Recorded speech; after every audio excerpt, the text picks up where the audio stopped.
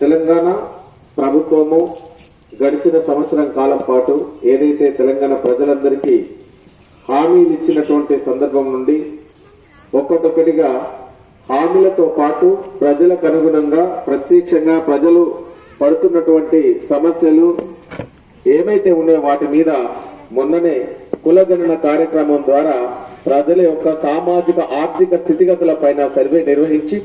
ప్రజల సమస్యలన్నిటిపైన ఒక అవగాహన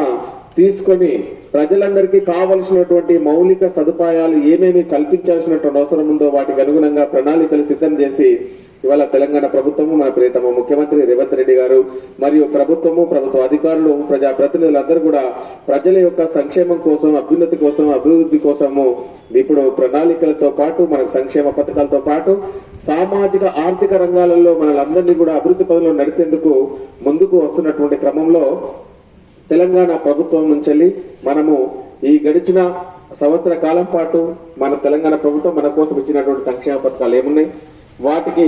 ఆ సంక్షేమ పథకాలు ఇప్పుడు ఏమేమి రన్ అవుతున్నాయి, భవిష్యత్తులో ఏమి రూపకల్పన రాబోతా ఉన్నాయనేటువంటి విషయాల పట్ల మరొక చక్కని పాటతో మీ ముందుకు మా శాంతి శుభవచ్చు.